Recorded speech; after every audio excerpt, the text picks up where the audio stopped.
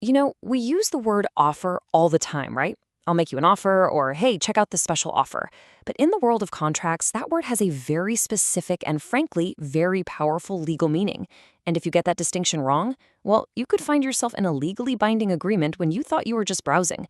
So let's figure out what a real legal offer actually is and how you can spot one in the wild. So let's kick things off with a little test. You're in a store, you see a t-shirt you like, and it's got a $20 price tag on it. Is the store making you a legally binding offer to sell you that shirt for 20 bucks? Just think about it for a sec. By the end of this, I promise you'll know the answer for sure, and you'll get why. Okay, here's our roadmap. We're going to start with why this simple word can cause so much confusion. Then we'll dive into the most common contract traps. These are the things that look and sound like offers, but legally they're not. After we bust those myths, we'll get to the main event, the real legal definition, a super simple formula to help you remember it, and finally, why all of this actually matters in your day-to-day life. All right, let's kick things off with the everyday offer and get into why this one little word can be so surprisingly tricky when the law gets involved.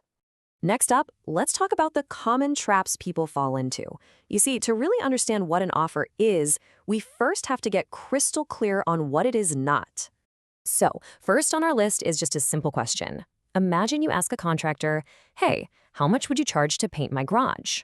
You're definitely feeling out a potential deal, but are you making them a legal offer? The law has a clear answer, nope. In legal terms, just asking for information is like dipping your toe in the water. You're inviting the other person to make an offer to you. You're opening the door for a negotiation to start, but you haven't actually walked through it yet. And the most important part, it doesn't commit you to anything at all.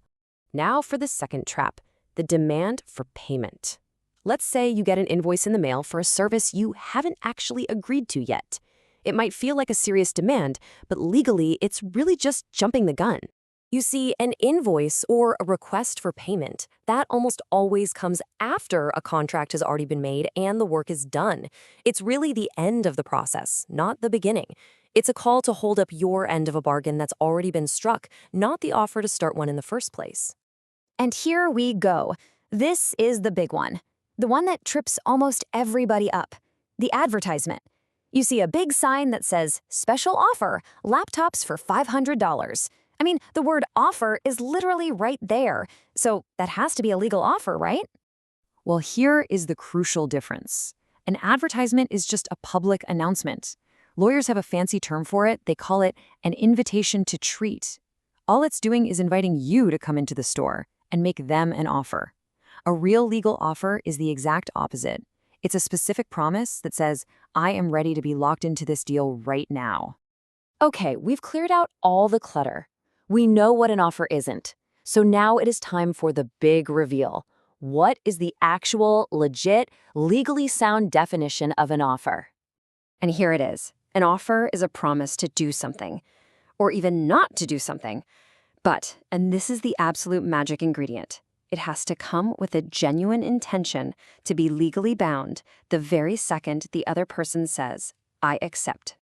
Now, I know that definition can still sound a little academic, so let's break it down even more into a simple, memorable formula that you can use in pretty much any situation.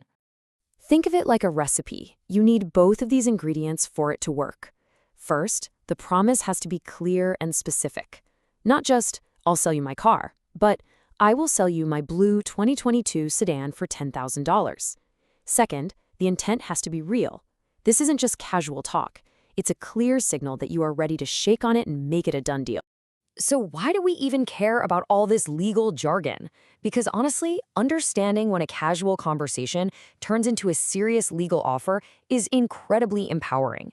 It helps you know the exact moment the stakes get high in any negotiation, whether you're buying a house, hiring someone, or even just selling an old bike online. So let's wrap this all up. What are the big takeaways? An offer is the spark. It's the thing that can ignite a legally binding contract. Just remember that two-part formula, a clear promise plus the intent to be bound. And don't forget what an offer is not. It's not just a question or a flashy advertisement. Being able to spot a real offer means you know the precise moment a simple chat could become a legally enforceable deal. Okay, so let's circle all the way back to that t-shirt in the store. The price tag isn't the offer. It's just an invitation. You are the one who makes the offer when you take it to the cashier, and they accept your offer by ringing you up. See? Now you know how to spot it. But that just leads to the next big question, doesn't it? What does it actually take to legally accept an offer?